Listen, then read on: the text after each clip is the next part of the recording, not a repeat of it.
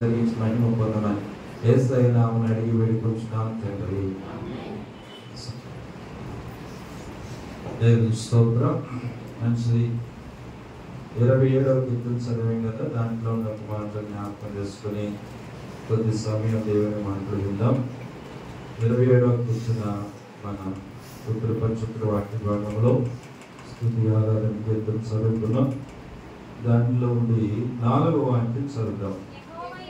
యెహోవా యొద్ద ఒక వరమును అడిగితిని, దానిని నేను వెతుకుచున్నాను. యెహోవా ప్రసన్నతను చూచుటకును ఆయన ఆలయములో ధ్యానించుటకును నా జీవిత కాలమంతయు నేను యెహోవా మందిరములో నివసింప కోరుచున్నాను. హల్లెలూయా, హల్లెలూయా. నా జీవిత కాలమంతయు నేను యెహోవా మందిరములో నివసింప కోరుచున్నాను. హల్లెలూయా. దేవుని కృపను బట్టి మరి మనకు ఈ కోటపాడు గ్రామంలో దేవుడు కృపణ చేత మనకు ఒక మందిరాన్ని దేవుడు అనుగ్రహించాడు. దేవుని స్తోత్రం. మరి 2014వ సంవత్సరంలో ఇది కట్టుకోవడానికి దేవుడు కృపించారు.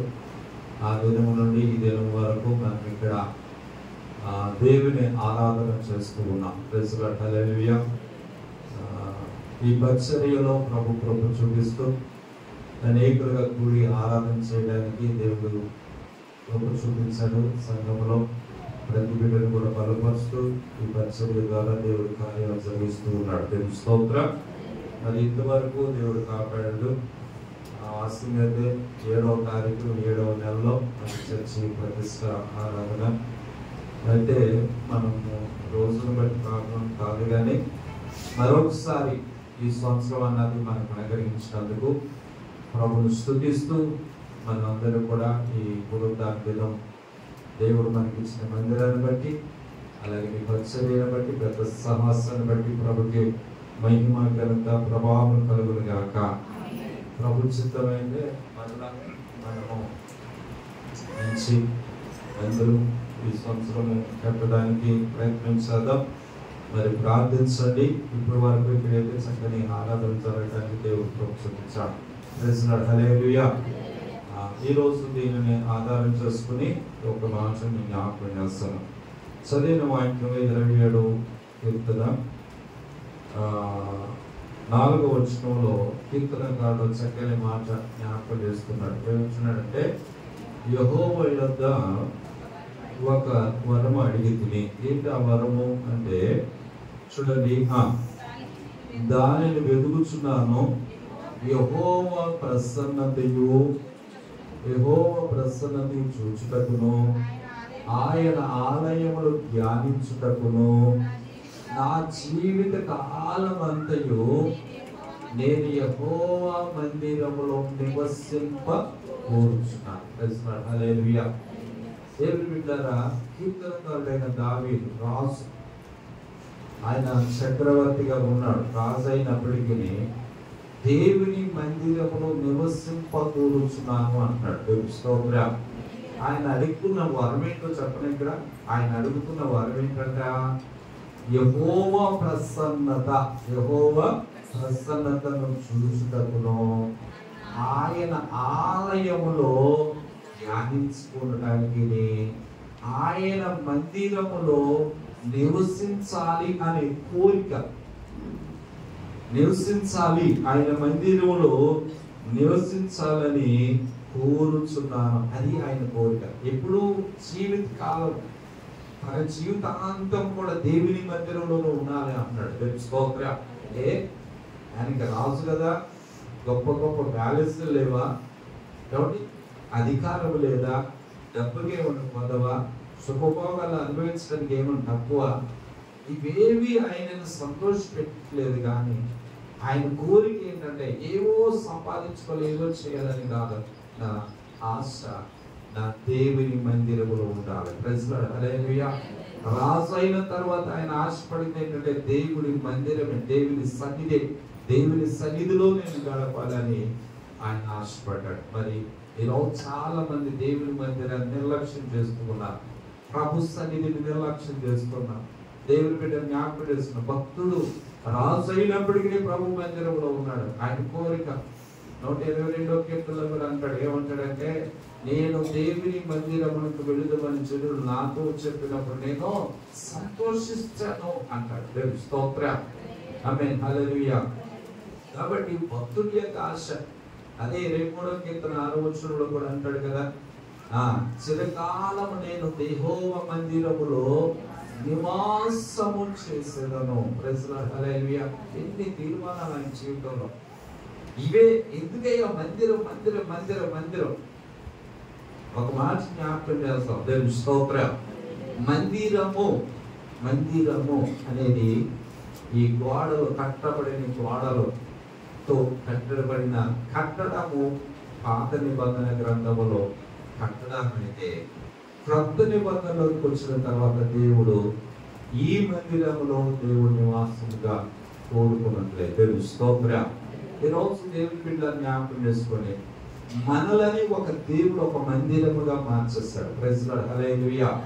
క్రొత్త నిబంధన గ్రంథములో మనం అంట ఒక నిబంధన ఒక మందిరముగా ఉండాలి అని వాక్యం తెలియజేస్తూ ఉన్నారు. దేవుని స్తోత్రం చెప్పండి, హల్లెలూయా.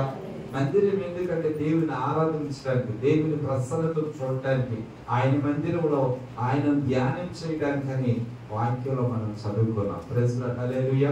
మందిరం యొక్క విశిష్టతను మనం కొంచెం ఆలోచించాం. దేవుడు నివాసం ఉండుట కొరకు, దేవుడు నివాసం ఉండుట కొరకు మందిరాన్ని దేవుని తలంపులో వచ్చింది. ప్రైజ్ లార్డ్, హల్లెలూయా. ఏమంటాడంటే, మొట్టమొదటి మనుషుడు అయిన ఆదాము దగ్గర దేవుడు నివాసం మొదలు పెట్టాడు. పరమ నుండి ఏదైనా తోటలోనికి వచ్చాడు. దేవుని స్తోత్రం. కొద్ది కాలం ఉన్నారు. వాళ్ళు ఎప్పుడైతే పాపం చేశారో ఆ ఏదైనా తోటలో నుండి వారిని వెళ్ళగొట్టేస్తారు.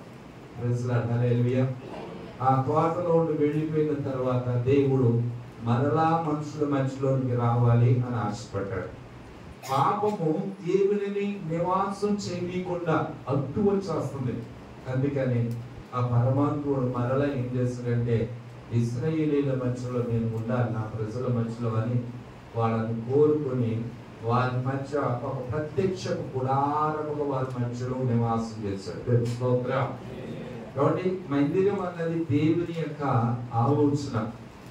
చూడండి, ఆ మాట నిర్గమకాండములో ఒక మాట జ్ఞాపకం చేస్తే 25వ అధ్యాయం 8వ వచనం నుండి చదువుదాం. నేను వారిలో నివసించున్నట్లు వారు నాకు పరిశుద్ధ స్థలమును నిర్మింపవలెను. నేను నీకు కనపరచు విధముగా మందిరం యొక్క ఆ రూపమును చాలా చూడండి. నేను వారిలో నివసించున్నట్లు వారు నాకు పరిశుద్ధ స్థలమును నిర్మించవలెను అన్నాడు. దేవుని స్తోత్రం. ఎందుకు పరిశుద్ధ స్థలం, ఎందుకు ప్రత్యక్ష గుడారం, ఎందుకు దేవుని యొక్క మందిరం అంటే, ఆలయం అన్నా మందిరం అన్నా లేక పరిశుద్ధ స్థలం అన్న ఇవన్నీ కూడా దేవుడు నివసించడానికి. ప్రైజ్ లార్డ్, హల్లెలూయా, హల్లెలూయా. లేవీకాండంలో కూడా ఇదే మాట ఉంది. లేవీకాండం 26వ అధ్యాయము చక్కని మాట మీకు జ్ఞాపకం చేస్తాను. చూద్దాం. పరిశుద్ధ గ్రంథంలో లేవీకాండము 26వ అధ్యాయం. నా మందిరమును మీ మధ్య ఉంచెదను, మీ అందు. లేవీకాండము 26వ అధ్యాయము 11వ వచనం మరోసారి చదవండి. నా మందిరమును మీ మధ్య ఉంచెదను, మీ అందు నా మనస్సు అసహ్యపడదు. ప్రైజ్ లార్డ్, హల్లెలూయా, ఆమేన్, హల్లెలూయా. చూడండి, నా మందిరము మీ మధ్య ఉంచెదను, నా మనసు మీ అందు ఏమవుదన్నాడని అసహ్యం. అంటే దేవుడు మందిరమును ఆయన హృదయములో ఉండి వచ్చినదే. ఎందుకయ్యా అంటే, నేను వారి మధ్య ఉండాలి. ప్రైజ్ లార్డ్, హల్లెలూయా. దేవుని నివాసం మనుషులతో ఉండాలి అని, దేవుడు మన మధ్య నివాసం చేయడానికి ఆయన ఒక మందిరాన్ని నిర్మించుకున్నాడు. ప్రైజ్ లార్డ్, హల్లెలూయా. ఇది పాత నిబంధన గ్రంథంలో ప్రత్యక్ష గుడారం చేత మోషే ఇశ్రాయేలు మధ్యలో ఆ మందస్సము దగ్గర ప్రభువారు వారిని కలుసుకుంటూ ఉండేవారు అనమాట. తెలుసు స్తోత్రం. ఆ దినాలు గడుస్తూ ఉండగా దైవజనుడైన దేవుని బిడ్డ అయిన దావీదు రాజు కాలంలోకి వచ్చేటప్పటికల్లా దావీదుకు ఒక ఆలోచన వచ్చింది. ఇప్పుడు వరకు దేవుడు గుడారములోనే ఉన్నాడే, నా దేవుడు గుడారములో ఉంటే నేనేమో గొప్ప మందిరము కట్టుకున్నాను, ప్యాలెస్లు కట్టుకున్నాను, నాకంటూ మంచి గృహాలు ఉన్నవి, నా దేవుని మందిరము నాకంటే గనుడుగా ఘనముగా ఉండాలి అన్నాడు. తెలుసు స్తోత్రం. అని దేవుడికి ఒక మందిరం కట్టాలని పాస్టర్ గారిని పిలిచాడు అనమాట. పాస్టర్ గారు వచ్చి, అయ్యా ఇదిగో మందిరం కట్టాలి అనుకుంటున్నాను అంటే, సరే నీ హృదయంలో ఆలోచన బట్టి చెయ్యి అన్నాడు. తెలుసు స్తోత్రం. మంచి అభిప్రాయం అన్నాడు. అప్పుడు దేవుడు ఏమన్నాడంటే, ఇదిగో దావీదుతో చెప్పు, నీవు మందిరం కట్టించాలనే ఆశకైతే ఉన్నావు కానీ అది నీ వల్ల కాదు, నీ కుమారుడు ద్వారా దాన్ని కట్టించుకుంటానా అన్నాడు. తెలుసు స్తోత్రం. అప్పుడు రాతితోను బంగారముతోను ఈ యొక్క భౌతికమైన వస్తువులతో ఒక మందిరం కట్టడం అన్నది జరిగింది. తెలుసు స్తోత్రం. ఆమేన్ హల్లెలూయా. దానిని సొలొమోను మందిరం అన్నారు. ఏ మందిరం అండి? దావీదు కట్టాలనుకున్నాడు కానీ దానిని ఎవరు కట్టారు? తన కుమారుడైన సొలొమోను ద్వారా దేవుడు దానిని కట్టించుకున్నాడు. Praise lord. హల్లెలూయా. ఇప్పుడు ఆ మందిరములో దేవుడు కొంతకాలం ఉన్నాడు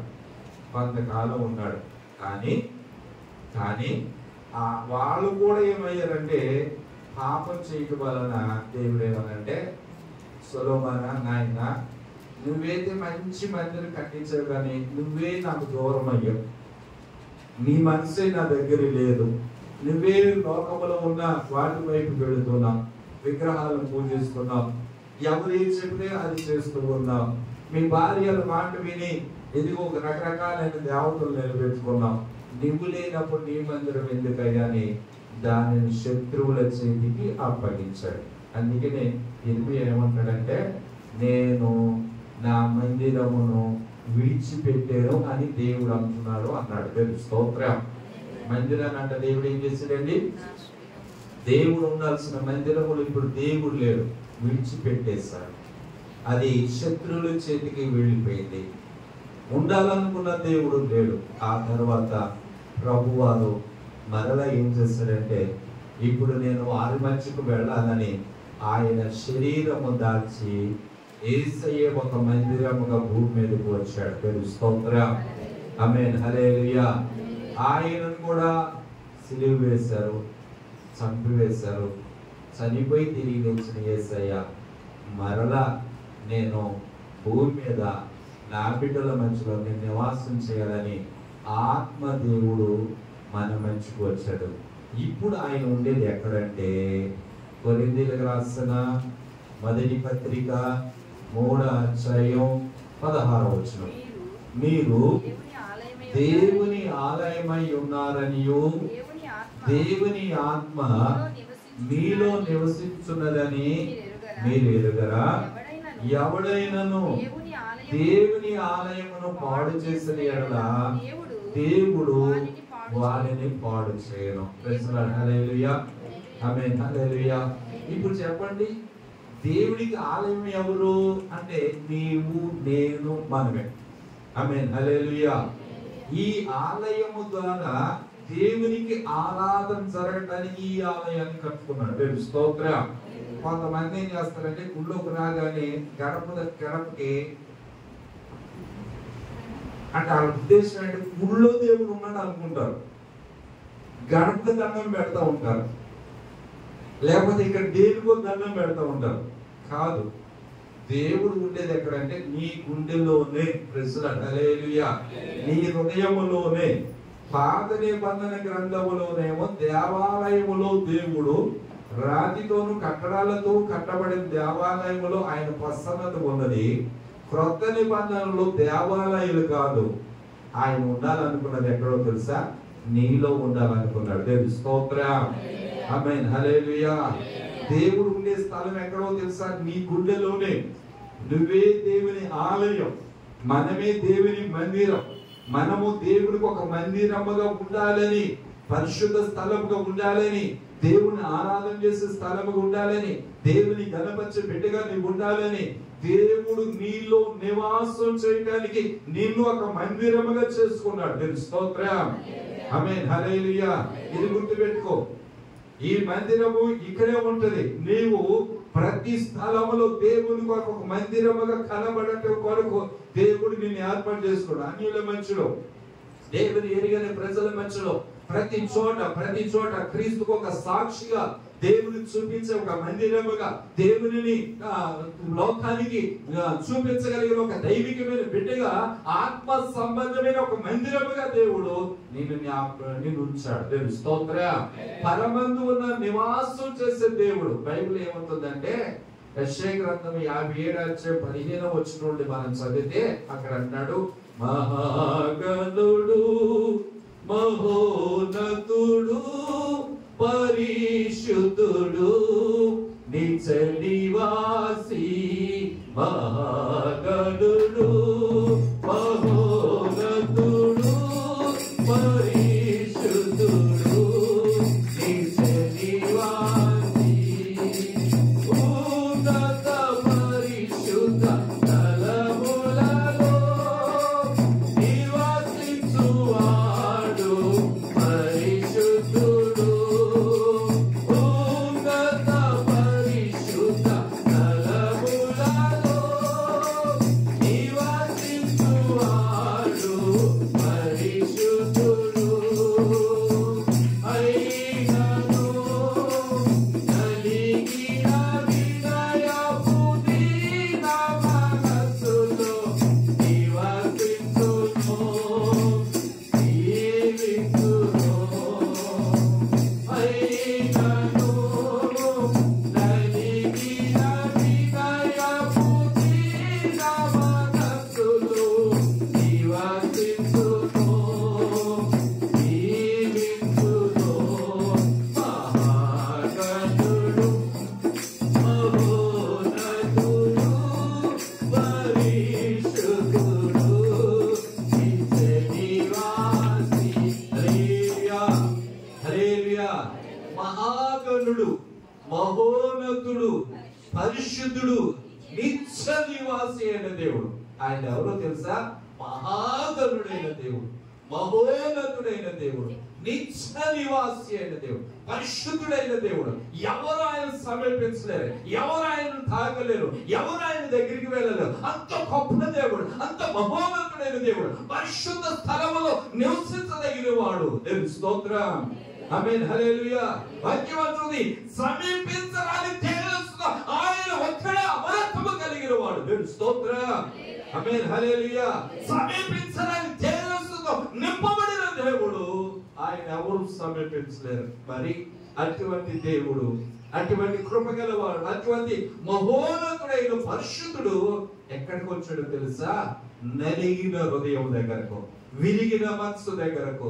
దేవుని కొరకు ఎవరైతే నలిగిన హృదయంతో యేసయ్య అని పిలుస్తారో వాళ్ళ మధ్యలో మహోన్నతుడైనను అయినను ఆయన నలిగిన వారి దగ్గరకు ఆయన నివాసం చేయడానికి వచ్చాడంటే. దేవుని స్తోత్రం. ఆమేన్. హల్లెలూయా. నివాసం చేయడానికి వచ్చాడు, నీలో నివాసం చేయడానికి, నీతో ఉండడానికి ప్రభు వచ్చాడు. కనుక ప్రభు బిడ్డలారా, ఈ రోజు జ్ఞాపకం చేసుకోండి, దేవుని మందిరము ఏంటంటే నీవే ఒక మందిరము. నీలో ఆయన నివాసం చేయాలని. ఇశ్రాయేలీయుల మధ్యలో ఉండాలంటే వాళ్ళు యేసయ్యను త్రోసివేశారు.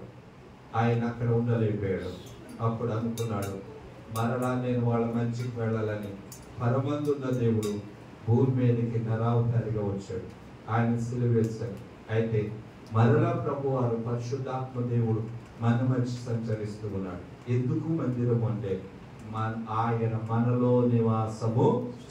దేవుని స్తోత్రం. ఎలాగా ఆయన నివాసం చేస్తాం ఆలోచన చేసుకోండి.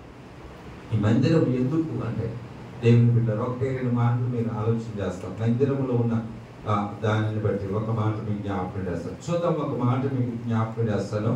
మందిరములు అంటే ఏముండాలంటే, ఒకటి దేవుని బిడ్డలారా, ఈ పరిశుద్ధ గ్రంథములో చదువుదాం. పరిశుద్ధ గ్రంథంలోని దినవృత్తాంతముల 2వ గ్రంథం ఆయన నివాస స్థలముగా ఉండటం కొరకు ఏర్పాటు చేసుకున్న ఈ మందిరములో ఏమి ఆశిస్తున్నాడు దేవుడు ఇక్కడ రాయబడిన మాట జ్ఞాపకం. 2వ గ్రంథం 7వ అధ్యాయం 12వ వాక్యం చదువు. దినవృత్తాంతముల 2వ గ్రంథము. అప్పుడు యెహోవా రాత్రి యందు సొలొమోనుకు ప్రత్యక్షమై ఇలా సెలవించెను, నేను నీ విన్నపమును ఈ స్థలమును చూడండి, ఈ స్థలమును నాకు బలులు అర్పించుటకు మందిరముగా కోరుకుని ఉన్నాను. దేవుని స్తోత్రం చెప్పండి. హల్లెలూయా, హల్లెలూయా. ఇప్పుడు మందిరం ఎందుకు అంటే దేవునికంట ఒక ఆరాధన జరగటానికి, బలి అర్పించడానికి నేను కోరుకున్నాను అంటాడు. దేవుని స్తోత్రం. అంటే ప్రభు కంట ఇక్కడ ఏం జరగాలంటే ఆరాధన, లేకపోతే బలులు, బలి అర్పణ అనేది జరగటం కొరకు సొలొమోను దేవాలయములో దేవుడు ఆ మందిరాన్ని నేను కోరుకున్నాను అన్నాడు. దేవుని స్తోత్రం. మరి ఇప్పుడు ఇక్కడ ఉన్న మనము కూడా ఆ రోజుల్లో బలులు అర్పించడానికి పరిశుద్ధమైన ఆ పశువును, పరిశుద్ధమైన పక్షులను తీసుకొచ్చి బలి చేసినట్లుగా మనం కూడా ఇప్పుడు బలి చేద్దామంటే బలులు నైవేద్యములు దేవుడు కోరుకునేవాడు కాదు. దేవుని స్తోత్రం. బలులు నైవేద్యాలు కాదు ఆయనకి. మరి ఏ బలులు కావాలి? ఏ బలులు నీ నుండి ఆశిస్తున్నాడు? పాత నిబంధన కాలంలో ఒక పరిశుద్ధమైన బలి అర్పించడానికి ఒక పశువుని తీసుకొచ్చి దేవుని మందిర బలిని అర్పించాడు. పశువుని అర్పించి ఆ బలి మీద, ఆ బలిపీఠం మీద దాన్ని దహించేవాడు. దేవుని స్తోత్రం. అందుకు నేను ఈ మందిరాన్ని కోరుకున్నాను. అంటే దేవుని మందిరంలో బలి అర్పణ జరగాలి, దేవుని మందిరంలో బలి నైవేద్యం జరగాలని దేవుడు కోరుకుంటున్నాడు. కానీ ఈ రోజుల్లో దేవుడు కోరుకునేది మన నుండి కోరుకునేది అంటేనే ఈ పశువులు కాదు, కానీ నీవే దేవుని ఎదుట బలి అర్పణ అయిపోవాలి. దేవుని స్తోత్రం. నైవేద్యములు, దహన బలులు నీవు కోరవుగా, నా ప్రాణాత్మ శరీరము బలి అర్పణగా, నైవేద్యములు, దహన బలులు నీవు కోరవుగా, నా ప్రాణాత్మ శరీరము బలి అర్పణగా,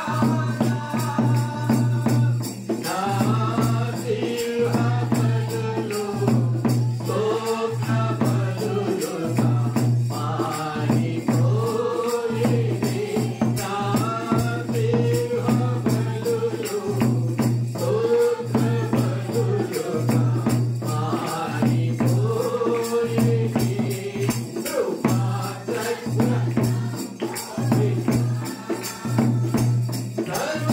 సర్వలోకానికే చక్రవర్తికి. హల్లెలూయా. బలులు అంటే నైవేద్యాలు ఆయన కోరట్లేదంట. మరి ఏం కోరుకున్నంటే ఆ స్తోత్ర బలు. చెప్పండి, ఏ బలులని ఇప్పుడు మనం అర్పించాలి? శివ బలు అనగా నీ నోటి ద్వారా వచ్చే ఆరాధన, నీ నోటి నుండి వచ్చే స్తుతులు ఈ మందిరంలో దేవునికి ఒక బలి అర్పణగా మార్చబడాలి. దేవుని స్తోత్రం. ఒక పశువు ఏ విధంగా బలిపీఠం మీద పెట్టబడినప్పుడు దహించబడుతుందో, కాల్చబడుతుందో, బూడిదైపోతుందో, అలాగే దేవుడి మందిరంలోకి వచ్చిన తర్వాత నీలో ఉన్న, నాలో ఉన్న, మనలో ఉన్న అహంభావం, గర్వం, అహంకారం అన్నిటిని కూడా ఏం చేయాలండి? బలిపీఠం మీద పెట్టి దహించేసి దాని ద్వారా సమర్పించేసి దేవునికి మనం అప్పగించేసుకుని బూడిదైపోవాలి. దేవుని స్తోత్రం. దాని నుండి వచ్చే ఆరాధన దేవుడు స్వీకరించాలి. దేవుని స్తోత్రం. ఈ బలులు కోరుతున్నాను. ఏ బలులు అంటే ఈ రోజు నీలో నుండి నిన్ను నీవు సమర్పించుకుని ప్రభుకి హృదయపూర్వకంగా విరిగి నలిగిన హృదయముతో, విరిగి నలిగిన మనస్సుతో ప్రభుని ఆరాధన చేస్తే కీర్తనకారుడు అంటాడు కదా, విరిగి నలిగిన మనస్సు దేవునికి ఇష్టమైన బలులు. ఇష్టమైనది ఇది నీతియుక్తమైన బలులు అన్నమాట. ఇష్టమైనది దేవుడికి ఏంటంటే నీ మనస్సు దేవుడి దగ్గర దగ్గర విరగాలి, నీ మనసు దేవుడి దగ్గర నలగాలి, నీ మనసు దేవుడి దగ్గర ముక్కలైపోవాలి, పెట్టబడాలి, బలిపీఠం మీద బలి అర్పించబడాలి. అనగా నీ హృదయం దేవుడికి ఒక బలి అర్పణగా మార్చబడాలి. దేవుని స్తోత్రం. అక్కడ దేవుడికి ఆరాధన వెళ్ళాలి, అది దేవుడికి ఇంపైన సువాసనగా మార్చబడుతుంది. కనుక ప్రభు బిడ్డలారా, మన నుండి కోరుకునేది అంటే ఆరాధన. మొదటి దాని పేరు ఏంటంటే, దేవుడు కోరుకునేది ఏంటంటే ఆరాధన, స్తుతులు, స్తోత్రాలు, ప్రభుని స్తుతించుట, గనుపరచుట, మహిమపరచుట. ఈ ఆరాధన ద్వారా ప్రభు నామం హెచ్చించుట. స్తోత్ర.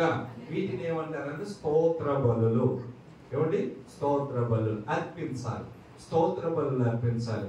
దేవుడిచ్చిన కృపను బట్టి, దేవుడిచ్చిన ఆయుష్ను బట్టి, ఆరోగ్యాన్ని బట్టి 6 నెలలు కాపాడాడు కదా, 7వ నెలలో ప్రవేశించాడు. నీతోటి వారు ఎంతో మంది దినం లేరు.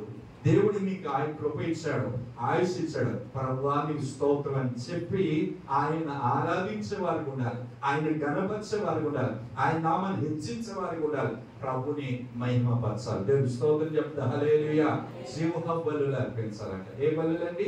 సింహ బలులు. కాబట్టి నీ నోటి ద్వారా ప్రభుకి ఆరాధన వెళ్ళాలి. అది ఈ రోజు దేవుడు కోరుకున్నాడు.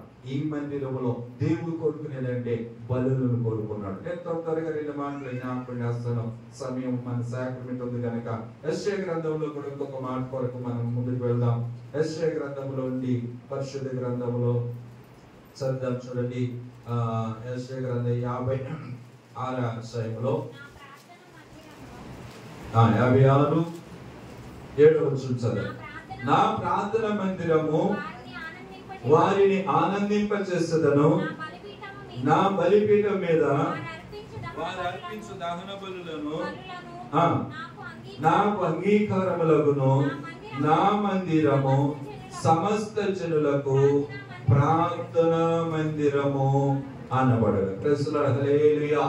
రెండవది ఏంటంటే, మొదటిదేమో బలులు అర్పించడానికి దేవుడు మందిరమును కోరుకున్నాడు. ఆమేన్. హల్లెలూయా. బలి అనేది మీకు జ్ఞాపకం చేస్తారు. ఏ బలి అంటే పక్షులు కాదు, కానీ మనమే దేవుడికి ఒక బలి అర్పణ అయిపోవాలని, ఇక్కడ ఆరాధన జరగాలని, స్తోత్రాలు చెల్లించాలని, స్తుతులు చెప్పాలని, విరిగి నలిగిన హృదయంతో దేవుని పాదాలు తాగాలని, కన్నీళ్లు కాల్చాలని, పశ్చాత్తాప హృదయంతో ప్రభుని ఆహ్వానించాలని, ఇవన్నీ కూడా దేవుని దృష్టిలో విలువైనవి బలి అర్పణని మొదటిగా మనము జ్ఞాపకం చేసుకుంటాం. ఇక రెండవది ఇక్కడ ఆలోచన చేస్తే, నా మందిరము సమస్త జనులకు ప్రార్థనా మందిరం. స్తోత్రం. హల్లెలూయా. మందిరములో ప్రార్థన ఉండాలి, మందిరములో ప్రార్థన చేయాలి. మందిరములో నీకు వస్తారు, దండం పెట్టుకుని వెళ్ళిపోయేది కాదు. ఇది దేవుడి దగ్గర ఏం చేయాలంటే, నీ విన్నపాలు ప్రభు దగ్గరికి వెళ్ళాలి. స్తోత్రం. నీ విజ్ఞాపన దేవుడి దగ్గరికి వెళ్ళాలి, నీ బాధ దేవుడి దగ్గర చెప్పుకోవాలి, నీ కష్టం దేవుడి దగ్గర చెప్పుకోవాలి, నువ్వు ఏ సమస్యతో ఉన్నావో అది దేవుడి దగ్గరికి రావాలి. వచ్చి దేవుడి దగ్గర హృదయాన్ని కుమ్మరించాలి. నీ నోట నుండి వచ్చే ప్రార్థన దేవుడు అంగీకరిస్తాడు. స్తోత్రం. ఇక్కడ ప్రార్థన జరగాలి. స్తోత్రం చెప్పండి. హల్లెలూయా. కనుక ప్రతి బిడ్డ కూడా ఏం చేయాలంటే, మందిరంలోకి వచ్చినప్పుడు ప్రార్థన చేయాలి. ఆమేన్. హల్లెలూయా. నాకు అయ్యారండి, నాకు ప్రార్థన చేయడం రాదండి అని అంటాం. నిజమే, రాబోయినా నువ్వు వచ్చినట్లుగానే నువ్వు దేవుడి దగ్గరికి వచ్చిన నీవు ఈ మందిరం, ఎందుకంటే 2 3 నామమున ఏకీభవించిన వారి అక్కడ ఉంటాడు. ప్రభు వారు ఉండాలి కనుక ప్రభు దగ్గర చెప్పుకోవాలి, ప్రభు దగ్గర చెప్పుకోవాలి. నీ ప్రార్థన, నీ విన్నపాలు, వేదన, కష్టం చెప్పుకోవాలి. ప్రార్థన రాదు అంటాం. ఒకసారి ఒక భక్తుడు చక్కని మాట జ్ఞాపకం చేసుకో. ఆయనంట చదువు లేదు, ఆయనకి ఎలా ప్రార్థన చేయాలో ఏం తెలియదు. కానీ మందిరంలోకి వెళ్ళేవాడంట, రోజు వెళ్ళేవాడంట. 12 గంటలకల్లా మందిరంలోకి వెళ్ళి అలా రోజు వెళ్ళేవాడు అనమాట. వెళ్ళి అక్కడ కాసేపు కూర్చొని తల ఉంచుకొని ఇలాగే మనసులో అనుకుని ఒక మాట అనేవాడు. ఏమనంటే, ప్రభువా నేను జిమ్మి, నేను వచ్చాను అనేవాడంట. నేను వచ్చాను, ఇక ఇంకేం చేయాలో ఆయనకి తెలియదు. ఎందుకంటే చదువుకోలేదు, మోర్చువాడు, ఏం తెలియదు కనుక ఆయన మాత్రం అలాగ చెప్తూ ఉండేవాడంట. మందిరానికి వచ్చి అలా చెప్పుతూ వెళ్ళిపోరు. అది పెద్ద మందిరం అనమాట, పెద్ద గుడి. ఆ గుళ్ళోకి వాచ్మెన్ ఉన్నాడు. ఈ ఏమన్నా దొంగలించడానికి వచ్చాడేమో, ఏమన్నా వస్తువులు ఎత్తుకెళ్ళిపోతా వస్తున్నాడని రోజు వచ్చి చూస్తున్నాడు. కాసేపు కూర్చుంటాడు, ఒక మాట చెప్పుకుంటాడు, వెళ్ళిపోతున్నాడు, వస్తున్నాడు. వీడు ఈయనకు అనుమానం వచ్చి రోజు అతన్ని చూస్తూ ఉన్నాడు. కొన్ని రోజులకి ఆయన అడిగాడు, ఏరా ఏంటి వస్తావు వెళ్ళిపోతున్నాయి? అది ఏంటంటే, అయ్యా నాకు ప్రార్థన రాదు, ఇంకెవరికి రాదు, నేను చదువుకోలేదు, దేవుడి దగ్గర అయ్యా నేను వచ్చానని చెప్పుకుని వెళ్ళిపోతున్నానండి అన్నాడు. అని వాడు కొంచెం అపహాస్యంగా మాట్లాడాడు, వెళ్ళిపోయాడు. ఇలాగే వెళ్ళిపోయాడు. కొన్ని రోజులకి ఆయన రావడం మానేశాడు, ఊళ్ళోకి రావట్లా. అరే ఈయన ఎందుకు రావట్లేదు, ఏమైపోయాడు అనుకున్నాడు ఈయన వాచ్మెన్. అయితే ఆయన ఇలా వస్తూ ఉన్నప్పుడు ఆయనకి ఎవరు లేరు, ఆయన్ని ఆదరించేవారు కానీ తల్లి కానీ తండ్రి కానీ కొడుకు కానీ భార్య బిడ్డలు ఎవరు లేరు. అనాథ స్థితిలో ఉన్న ఆయన, నాకంటే ఎవరు లేరు, పేదోడు.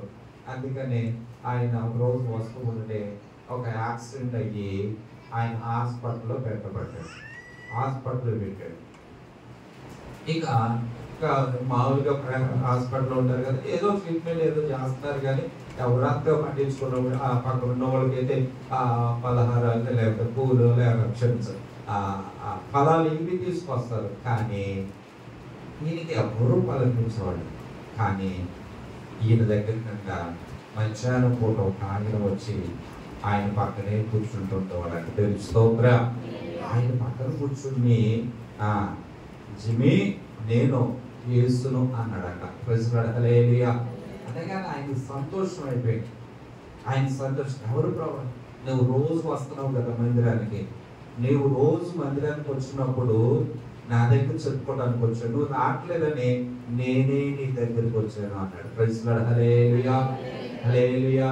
చూసారా, నువ్వు కష్టంలో, బాధల్లో, శ్రమల్లో, కృంగిపోయిన పరిస్థితుల్లో నువ్వు రాగలిగిపోయినప్పుడు, మందిరంలో అడుగు పెట్టలేనప్పుడు, నీ పరిస్థితి దిగజారిపోయినప్పుడు, ఇక నాకు ఎవరు లేరు అనుకున్నప్పుడు, నువ్వు ఎక్కడికి మందిరంలోకి వెళ్ళలేనప్పుడు దేవుడు ఏమంటున్నాడు తెలుసా, నేను నీ యొద్దకు వస్తాను అన్నాడు. స్తోత్రం, ఆమేన్, హల్లెలూయా. ఈ రోజు ప్రభువుడికి ఇది ఒక్క మాట మీరు గుర్తుపెట్టుకోండి. దీంట్లో ఎక్కువ మర్మాలు ఏమి లేవు. అతడు దేవుడి దగ్గరికి వచ్చాడు, అతడు రాలేని పరిస్థితులు దేవుడే అతని దగ్గరికి వచ్చాడు. స్తోత్రం, ఆమేన్, హల్లెలూయా. నీవు దేవుని గాని, దేవుని మందిరాన్ని గాని, ఆరాధన గాని, సన్నిధిని గాని నిర్లక్ష్యం చేయక, ఏ విషయంలో కూడా అది ఏదైనా కానీ. స్తోత్రం, ఆమేన్, హల్లెలూయా. చూడండి, ఒక మాట జ్ఞాపకం చేస్తాను. మన సిస్టర్ గారు పోయిన ఆదివారం బంధువులు చనిపోతే ఆదివారం ఆరాధనకి రావడానికి ఇక్కడ అవకాశం లేదు. ప్రైజ్ లార్డ్, హల్లెలూయా, ఆమేన్, హల్లెలూయా. కానీ మనసు కొట్టుకలాడుతుంది మందిరానికి వెళ్ళాలని. వెంటనే ఏం చేస్తారంటే, ఇంకొక ఆరాధన సాయంకాలం ఉంది, ఎలాగైనా అలాగ బస్సు దిగారు, వచ్చారు, మళ్ళీ వెంటనే ఆరాధనలో పాల్గొన్నారు. ఎందుకు? పాప నాకు కొట్టుకుంటుంది. నిజంగా యేసయ్య నీలో ఉంటే నా దేవుని సన్నిధికి వెళ్ళాలని తపన నీలో ఉంటుంది. చచ్చినోడు కూడా చూసారా, ఏం ఆలోచన ఉండదండి, వారికి ఏ తలంపు ఉండదండి, మందిరం గురించి గ్రహింపు ఉండదు. మందిరం అంటే ఏ విధమైన తలంపు లేకుండా, చాలా మంది పనులు లేకపోతే మందిరానికి ఖాళీగా ఉందామని వెళ్ళే వరకు ఉంటాను. కానీ నువ్వు దేవుడి మందిరాన్ని ఘనముగా ఎంచాలి, ప్రభు మందిరాన్ని ఘనముగా ఎంచాలి. వాక్యంలో విశ్రాంతి దినమును ఘనముగా ఎంచుతే నేను నిన్ను దేశం యొక్క ఉన్నత స్థలంలో కూర్చోబెడతాను. ఎన్ని ఉన్నా, ఎన్ని కష్టాలు ఉన్నా, ఎన్ని బాధలైన సమస్యలైనా ప్రభుని విడిచిపెట్టవద్దు, ప్రభు సన్నిధి విడిచిపెట్టవద్దు. ఎందుకంటే దేవుడు ఉండే స్థలం, అందరూ కలుసుకుంటున్నామంటే మనకంటే ముందు ఈ స్థలంలోకి యేసయ్య వస్తున్నాడు. యేసయ్య సన్నిధిని పోగొట్టుకోవద్దు. ఇక్కడ సమాధానం దొరుకుతుంది, ఇక్కడ సంతోషం కలుగుతుంది. ఆయన సన్నిధిలో సంపూర్ణ సంతోషం కలిగేసే దేవుని సన్నిధి. కనుక మందిరాన్ని నిర్లక్ష్యం చేయొద్దండి, మందిరాన్ని నిర్లక్ష్యం చేయండి. చెప్పి అన్నవాడు వెళ్ళలేకపోతుంటే యేసయ్య వచ్చి అన్నాడంట, నేను యేసును అన్నాడంట. నేను స్తోత్రం అనగానే వాడికి చాలా సంతోషమైంది. నాకు స్వస్థలను పక్కన ఉన్న పేషెంట్లు, ఆ పేషెంట్లు, ఈ పేషెంట్లు అందరి ముఖాలలో ఆ బాధ, ఏమైపోతామో, ఎలా అయిపోతామో ఏంటో అనే చింత వ్యాధులు ఉన్నది. కానీ ఇతని హృదయంలో ఆనందం వచ్చి నర్స్ గారు అడుగుతున్నారు, ఏంట్రా నువ్వు అంత సంతోషంగా ఉన్నావు ఏంటి? మధ్యాహ్నం అవగానే నీ యొక్క బిడ్డ అంతా కూడా చాలా సంతోషంగా కనబడుతూ ఉంటావు, నీవు ఉత్సాహంగా ఉంటావు ఏంటి అన్నాడు. నువ్వు చచ్చిపోతావు, బలహీనమైపోతావు, ఇదైపోతావు అని ఏం భయం లేదా అంటే, లేదండి నా ప్రభు నా దగ్గరికి వచ్చాడు. స్తోత్రం. యేసయ్య నా దగ్గరికి వచ్చాడు, సాక్ష్యం చెప్తున్నాడు. చదువు లేని వాడు సాక్ష్యం చెప్తున్నాడు. ప్రభు నా దగ్గరికి వచ్చేవాడు. నేను దేవుని మందిరంలోకి వెళ్ళేవాడును. ఆయన దగ్గరికి వెళుతూ ఉన్నప్పుడు ఆయన ఈ రోజు నేను వెళ్ళలేని పరిస్థితుల్లో ఆయనే నా దగ్గరికి వచ్చాడు. ఆమేన్, హల్లెలూయా. ఈ రోజు నీవు కూడా జ్ఞాపకం చేసుకో, నీ కట్టిన ఊపిరినంత కాలం ప్రభులో ఉండు, ప్రభు సన్నిధిలోనికి రా. నీ యొక్క ఆరోగ్యం ఉన్నంత కాలం ప్రభు పాదాల దగ్గర పడు, ఆయన వేడుకు శరీరం వచ్చి ఆయన దగ్గర కనబడు. ఒక్కరోజు యేసయ్య నిన్ను విడిచిపెట్టడు. స్తోత్రం. సన్నిధి విడిచిపెట్టదు, ఆయన ప్రసన్నిధి విడిచిపెట్టదు, ఆయన ఉంచాడు. వాళ్ళు త్వరగా కోలుకొని గృహానికి వెళ్ళారు. ఈరోజు ప్రభు బిడ్డగా ఈ మాట జ్ఞాపకం చేసుకొని ప్రార్థనా మందిరం, దేవుని చెప్పండి ఏ మందిరం అండి ఇది? ప్రార్థనా మందిరం. కనుక మందిరం అన్నది ప్రార్థన జరగాలి. ఇదేదో ఇక్కడ పార్టీ మీటింగ్లు పెట్టుకోవడానికి కాదు. ఇది మందిరం అంటే కుల సంఘాలు కాదు. ఇది మందిరం అంటే రాజకీయ పార్టీలు కాదండి. కొన్ని దాంట్లో కూడా ఇలాంటివి ఉంటాయి, ఇక్కడ అలాంటిది కాదు. ప్రార్థన ఒకటే జరగాలి. స్తోత్రం. ప్రార్థన మందిరం. ఆమేన్, హల్లెలూయా. అన్న బైబిల్ ఎంత పాడుకున్నాం చూస్తారా? అన్న ప్రార్థనలు విన్నావుగా, నేనన్నానని అన్నావుగా, అన్న ప్రార్థనలు విన్నావుగా, నేనున్నానని అన్నావుగా. నాడు సమూయేలుతో బహుగా మాట్లాడినా, నాడు సమూయేలుతో బహుగా మాట్లాడినా, దేవా నాతోటి మాట్లాడవా, దేవా నాతోటి మాట్లాడవా. హల్లెలూయా, హల్లెలూయా. దేవుని బిడ్డలను జ్ఞాపకం చేసుకోండి. ప్రార్థన అన్న తనకున్న వేదన ప్రభు సన్నిధిలోకి తీసుకుని వచ్చింది. ఆవిడ ఏకైక భర్త మందిరంలోనికి భార్యను, ఆయనకి ఇద్దరు భార్యలు, వాళ్ళిద్దరిని తీసుకుని లేదు. పెద్ద ఆమెకి 2 పిల్లలు ఉన్నారు. పిల్లలు లేకపోవడం వలన వెళ్ళినప్పుడల్లా ఏమి విసిగిస్తుందంట, వెళ్ళినప్పుడల్లా ఈ అన్నను ఆమెను ఏడిపిస్తుందంట. చాలా సంవత్సరాలు అలా వెళుతూ ఉన్నాడు. మందిరంలోకి వచ్చి విసిగించినప్పుడు కోపంతో అన్నం తినకుండా వెళ్ళిపోయేది. కొన్ని సంవత్సరాలు అలా జరుగుతూ ఉన్నాయి. వస్తున్నారు కానీ, ఒక మాట గుర్తు పెట్టుకోండి, వస్తున్నారు కానీ కోపముతో ఆమెదో అందరినీ, కొంతమంది ఉంటారనమాట దేవుడి మందిరంలోకి వస్తారు, అసలు ఏంటో వాళ్ళకి అర్థం కాదు. మనం అందరి దేవుడి మందిరంలో సన్నిధిలో ఉన్నామని ఆ గ్రహింపు ఆలోచన లేకుండా మాట్లాడుకుంటారు, లేకపోతే కోపపడుతూ ఉంటారు, ఒకరు ఏదో అనుకుంటారు. కాదండి ఇది. స్తోత్రం. ఆ కోపంతో ఏదో ఒకటి అనేటప్పటికల్లా ఏమేం చేస్తుందంటే అన్నం తింటాం మానేసి అలా వచ్చిన వాళ్ళు వాళ్ళ దుఃఖంతో బాధతోనే వెళ్ళిపోయేవాడు. హల్లెలూయా. ఇలా కొన్ని రోజులు జరిగింది. ఒక రోజు నేను ఇలాగే ఎంతకాలం ఇలాగే చేస్తాను, ప్రభు దగ్గరికి వెళుతున్నాను, ప్రభు సన్నిధిలో చెప్పుకుందామని. అప్పుడు ఏం చేసిందంటే ఆమె దూషిస్తున్నా, ఇంకొకటన్నా, కుక్కల మీద ఆ కోళ్ళ మీద అంగపెట్టి తిడుతున్నా ఏమీ పట్టించుకోకుండా ప్రభు దగ్గరికి వెళ్ళింది. తెలుసు. స్తోత్రం. ఒకసారి చదువుతారా? సమూయేలు మొదటి గ్రంథం 1వ అధ్యాయము 11వ వచనం చదవండి. బహు దుఃఖాకాంతురాలై, దానికి ముందు భాగం కూడా ఒకసారి చదవండి. వాడు ఏడ్చుకుంటూ ఎలగానే ఏటేట వచ్చినప్పుడు ఆ రీతిగా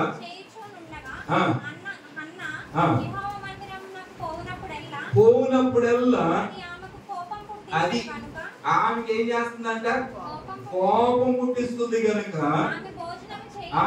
ఆమె భోజనం చేయడం ఏడ్చుచూ వచ్చేసి ఇలా జరుగుతూ ఉన్నాయి. అయితే ఈ అన్ని విడిచిపెట్టేసిన కోపాన్ని, ద్వేషాలు, అసూయలు అన్ని విడిచిపెట్టేసిన తర్వాత ఒక్కటి ఆయన ఎన్నోసార్లు ఏమో అలాగెందుకు ఇలాగెందుకు అని ఓదార్చాడు. అయితే అప్పుడు అనుకుందనమాట, ఇలా కాదు, ఆ మీద వీళ్ళ మీద నేను ఆ కోపపడటం కాదు, ప్రభు దగ్గర నా వేదన చెప్పుకోవాలనుకుని 11వ వచనంలోకి వెళ్ళిపోదాం. బహు దుఃఖాకాంతురాలై వచ్చి యెహోవా సన్నిధిని అది స్తోత్రం చెప్పండి. హల్లెలూయా. ఏం చేసిందండి? ముందేం చేసింది? దుఃఖముతో వాళ్ళకు వచ్చేటప్పుడు సరదాగా వచ్చేవాళ్ళు ఏదో ఒక మాట పిల్లల్ని దానికే తెలుసు కొట్టుమని దానికి పిల్లలు లేదు అనేటప్పటికీ ఏమనిపిస్తుంది? అప్పుడు దాకున్న సంతోషం, అప్పుడు దాకున్న ఆనందం, అప్పుడు దాకున్న ఇంకా కలిసి ఉన్న ఇదంతా కూడా అప్పుడే అన్నం తినేటప్పుడు ఇదే పిల్లలు ఏదో చేస్తూ ఉంటారు, దాన్ని వంక పెట్టుకుని ఏమో తింటూ ఉండేది. అప్పుడు చాలా బాధ అనిపించేది అన్నం తింటాం కానీ.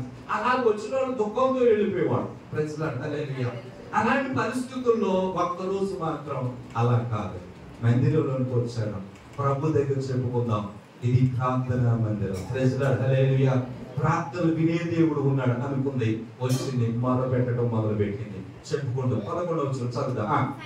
సైన్యములకు అధిపతి యెహోవా నీ సేవకురాలైన నన్ను కలిగి ఉన్న శ్రమను చూచి నీ సేవకురాలైన నాకు జ్ఞాపకము చేసుకో. నీ సేవకురాలైన నాకు ఒక బిడ్డను దయచేసి, మగ బిడ్డను దయచేస్తే వాని తల మీదకి సౌర కత్తి అయినను రానియక బ్రతుకు దినములన్నిట నేను వానిని యెహోవాకు అప్పగింతునని మొక్కుబడి చేసుకుంది. దేవుని స్తోత్రం. మందిరంలోకి వచ్చి ఏం చేసుకుందో తెలుసా? ప్రార్థన చేసి ఒక మొక్కుబడి చేసుకుంది. ఆమేన్. హల్లెలూయా. వీడిని కానీ నాకు ఇస్తే, దీంట్లో చాలా విషయాలు ఉన్నాయి. ఒకటేంటో తెలుసా? ప్రార్థన మందిరం అని గుర్తించింది. దేవుని స్తోత్రం. ప్రార్థన విని దేవుడి దగ్గరికి వచ్చింది, మొరలు ఆలకించే దేవుడి దగ్గరికి వచ్చింది. ఈ రోజు నువ్వు దేవుడి దగ్గరికి ప్రార్థన వినే దేవుడిని దేవుడు. దేవుని స్తోత్రం.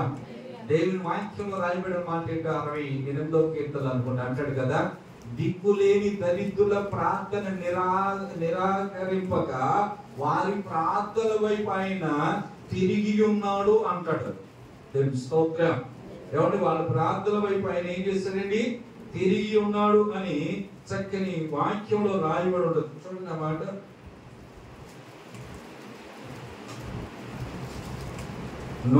నూట 2:17 వచనం చదవండి. 102వ కీర్తన 17వ వచనం.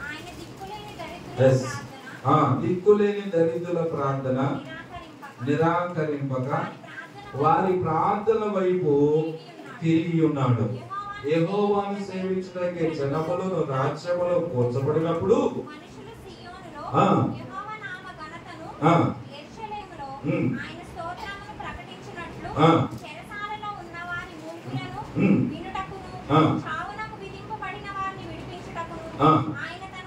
ఆయన తన ఉన్నతమైన పరిశుద్ధ ఆలయములో నుండి దేవుడు అంట వంగి చూచననియు.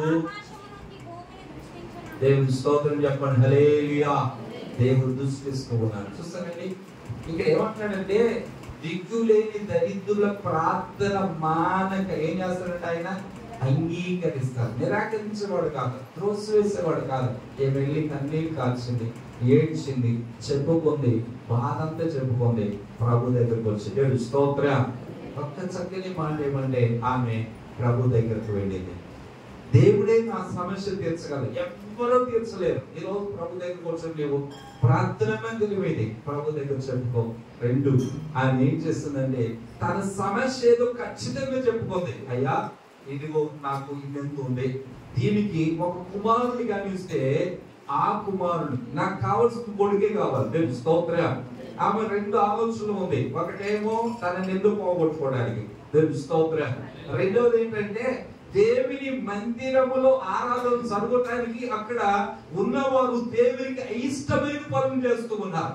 దేవునికి ఒక కొరత ఉంది. అక్కడ దేవుని సన్నిధిలో ఆరాధన చేసే బిడ్డలకు ఒక కొరత ఏర్పడుతుంది. ఆ లోటును పూడ్చేవాడు నా కొడుకు కావాలి.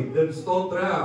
అక్కడ దేవునికి మహిమకరముగా ఆరాధన చేసే స్థలముగా ఈ మందిరములో నా కొడుకు ఉండాలి, ప్రభుకు మహిమ రావాలి అనే ఆలోచన ఈ హన్నా తీసుకుంది. దేవుని స్తోత్రం.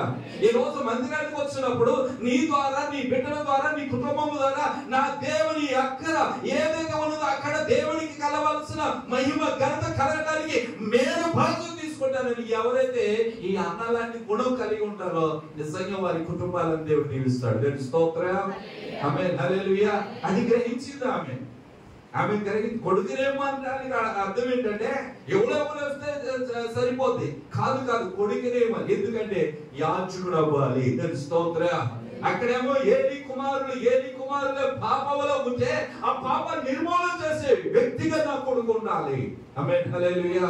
పాపాన్ని పరిహరించేట్టుగా నా కొడుకు అక్కడ ఉండి దేవుని పని జరిగించాలి, దేవుని అవసరత, దేవుని కార్యాలు జరిగించేవాడుగా నా కొడుకు ఉండాలని ఆశపడింది. దేవుని స్తోత్రం. ఈరోజు ఆ మనసు మనం కలిగి ఉన్నాం. ప్రభు యొక్క పని నేను చేయాలి, నా బిడ్డలు చేయాలి, నా కుటుంబం చేయాలి. అందుకు దేవుడి మందిరం ఇది ఇక్కడ మనకి ఇచ్చిన భాగ్యం. ఇది జ్ఞాపకం చేసుకుని దీని ద్వారా ప్రభు నామం గొప్ప చేయబడాలి.